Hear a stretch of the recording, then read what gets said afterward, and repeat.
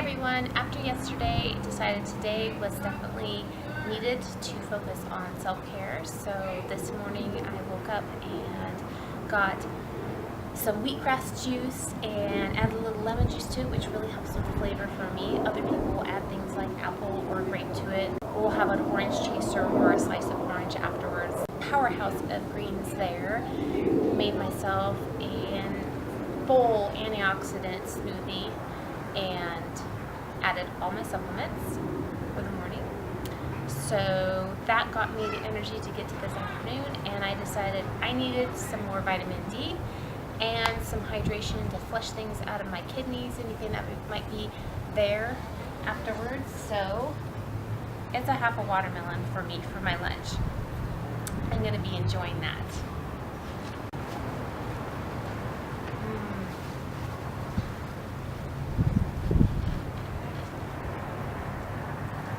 This is a good lunch.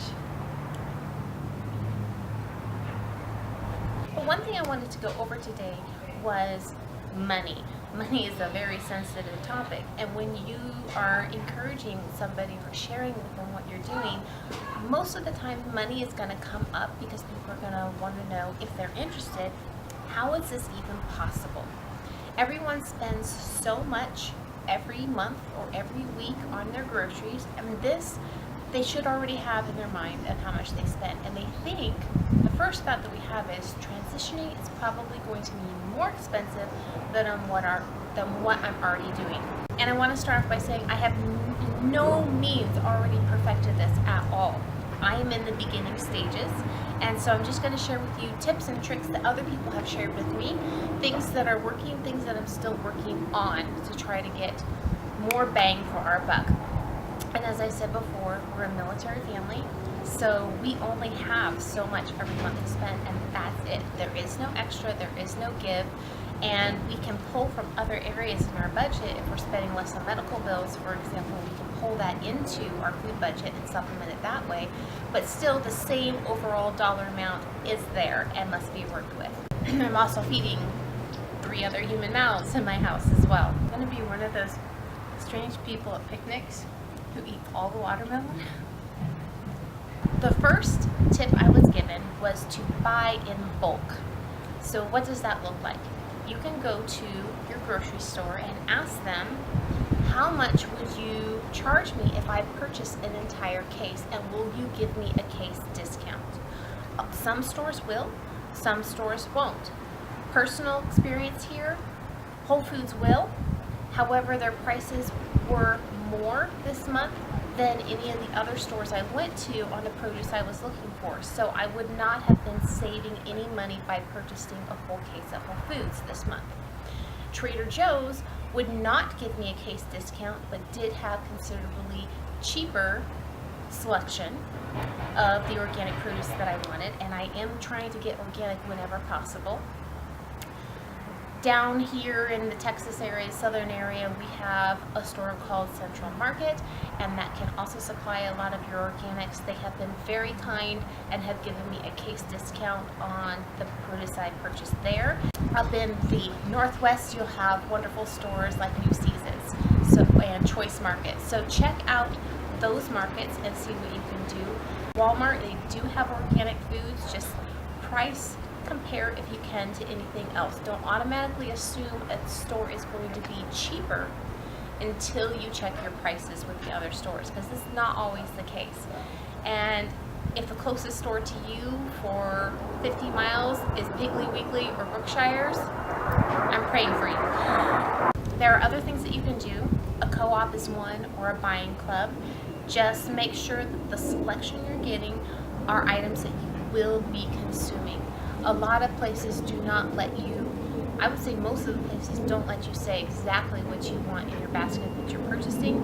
So you may be purchasing a lot of items that you really don't enjoy. It can be good to get you to try things that you normally wouldn't try, but if you're going for the raw food diet and you get a whole bunch of leeks, that could be very discouraging. Another great avenue are farmers markets. Now, farmers markets would be my number one choice to do, and I would certainly be doing that if I was still up in the Northwest area like Portland, Oregon, where I used to be. You had farmers markets by the dozen that you could go to. Find the one with the best and most abundant supplies of the foods that you really love. However, here in Fort Worth, that's not the case. I can get local at these farmers markets, but the produce is very limited and it all has been sprayed to some extent. So when it comes to organic produce, you've got to have some give and take. If you cannot afford to purchase the produce that you want to organically, know your Dirty Dozen list, and that's very easy to search. It changes every year, I think. But basically, the rule of thumb is look at the skin of your produce. This is a very thick skinned produce where I'm not going to be consuming the skin. This I would feel a lot more comfortable buying non-organic than, say, strawberries or spinach. Those are very delicate. They absorb things like peaches, you eat the skin. So if I'm going to be consuming the skin, I definitely want to be doing organic whenever I can. Thick stuff like this and bananas where I'm going to be peeling the skin off or not eating the skin, I'd be okay with getting non-organic, and I have done that because I need to feed my whole family. Keep in mind the nutritional density of non-organic foods is very low compared to their organic partner. For example, oranges. To get the same amount of nutrition in organic oranges, you'd have to consume double, even triple in non-organic. So keep that in mind. You may have to find some good quality supplements in case you're not getting your nutritional needs met, and that is very important to do on any lifestyle change, is to make sure that it's completely balanced and you are getting what your body needs, which can be very easily done on a vegan raw food diet. And I have been so super excited to learn that, and I'll share more about that later. Also, another thing would be quality versus quantity. For example, if I can't afford to purchase berries this time of year because they're out of season and I really love berries, maybe I might get one box for the whole month just to have a nice treat. But I'm going to be spending the bulk of my money on things like bananas and apples, which are considerably cheaper. If I had to stick with just certain types of veggies, I'd be sticking with my dark leafy greens like kale and spinach. I'd be selecting vegetables like celery that have best nutritional qualities, so I'm getting the best bang for my buck, and I'll buy a lot of that, whereas I'll only buy a few little snow peas or a few fancy peppers, that type of thing. You might get really bored of eating 20 bananas a day, for example, if that's what you're doing. However, if you're getting the health benefits that your body requires by doing that, then it's totally worth it, right? So let's be bored with food for a little while until we can work up to a point where we can afford more and do more. Another avenue for finding cheaper produce would be ethnic stores. Have amazing deals. Like I remember one time when I was looking for limes, and I could not believe how inexpensive they were. A lot of times these are really little stores that you don't see. You drive by too fast and you don't see their sign. So get online, do a search, find ones that are close to you, and check them out. Another tip I have is grow your own garden. We've got some fun experiments growing inside the house. Some celery, romaine, basil, some tangerine seeds are sprouting, and I do have one sunflower sprout that didn't make it. But waiting for the roots to come out here. Planted some other sunflowers outside already. And they are going to be tall. Here is the garden that we made here. We had to dig out the soil and then put in soil for this to be successful. You can see mint, strawberries growing like crazy, broccoli plant that never made it. Aww. And some garlic. Over here is my hydrangea coming back. And we got some onions, and not much else is growing here yet. The soil here, no matter how I mended it, isn't going back to being bad. But I do like the irrigation line, the soaker hose that I'm using. For some reason, this is the first year my rosemary looks terrible. I do not know what happened to it. More hydrangea. Columbine grows here in the shade. I was so happy. That is my favorite flower ever. And over there we've got some potatoes and daffodils and tulips coming up. I always love to have flowers in the middle of the garden. It just makes it so much prettier. Now here in East Texas, the soil is very clay-like.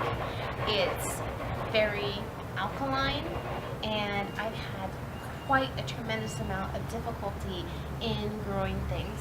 There are some things that have done excellent here that really surprised me. My hydrangeas seem to be very happy. Herbs grow here like you wouldn't believe. I've had the very best basil and rosemary and thyme that I've ever had. Garlic is pretty happy in my more shaded areas. And did you see the strawberries? How exciting is that? I did not expect strawberries to grow so well here. You do have to protect them and keep them away from squirrels and birds and your own dogs. Other people have had great success in growing tomatoes and peppers out here. I have not. I don't know why. I have tried upside down tomato plants. I have tried in-ground tomato plants, and nothing is working. Mint, however, is taking over the yard back here, which is kind of fun. I can never have too much mint. I use it quite a lot. We are in the situation of renting here, so there is only so much that I could do to this yard. The next place we go, I plan on doing a lot more, and if I could go back in time and redo some stuff and ask the owner permission further ahead of time, I would have done raised beds. Raised beds are fantastic. They keep your food up away from a lot of things that would try to eat it. It puts it up at a level where you're not breaking your back when you're trying to work on your garden. And you get to fill in good soil, and you don't have to be dependent on trying to till in good soil into the native soil and get it to work, or dig out the native soil. Look at that, ladies and gentlemen. All gone down to the last drop. That is amazing. That was a good lunch. I don't know why I've never done that before, or have you thought to do that before this? Also, as far as raised beds go, if you're thinking that sounds really expensive to make it, there are so many building materials that are really, really inexpensive to do. Just make sure whatever you're using that you know what its leaching effects into your soil are going to cause. For example, cinder blocks are very inexpensive. They will leach some lye and may make it difficult the first year or two for any plants right up next to the edges to grow properly. You can get old railroad ties and things like that, but that is treated wood, so make sure that you know what it's been treated with and that you really want that going into the soil, feeding the plants that are then going to come back and feed you. In conclusion, let me encourage you every time you watch one of these videos to go to the very bottom of the description. I will have links there that I change for every video to make sure that they are pertinent for that video, sharing with you where I got information or more research for you to look at, or helpful tips and tricks. It's all going to be beneficial, especially for you. So you'll have the standard introduction as to what the video series is about, and then the helpful links below. So be sure to check those out. You will be glad that you did. 2 examples for today that I'm going to put on there is how Christina afforded going fully raw vegan while she was in college, and some great growing your greens tips from John Kohler as well. Enjoy, and I'll see you tomorrow.